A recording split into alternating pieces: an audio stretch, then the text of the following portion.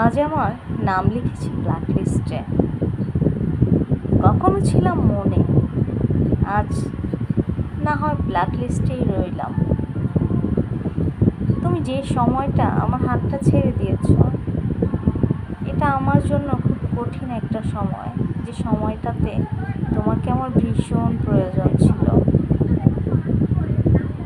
তারপরেও আমি তোমাকে দোষারোপ করি না, আমি ভাগ্যকে দোষ দেই, কোনো মানুষকে না। ভাগ্যে যা থাকে বুদ্ধিতে তো তাই আসে। তবে আমি না মানুষের বিপদে সবসময় মানুষের পাশে ছিলাম। জানি না কেনই আমার সাথে এরকমটা হয়। আমার প্রয়োজনে সবাই আমাকে ছেড়ে চলে যায়। আমি কখনো আমার প্রয়োজনে আমি কাউকে পাশে পাই না। হয়তো এটাও আল্লাহর একটা ইশারা। তবে এতটুকু বুঝি, আল্লাহ যা করে ভালোর জন্যই করে। আর আমি সব সময় সব অবস্থায় আমার আল্লাহকে শুকরিয়া আদায় করি।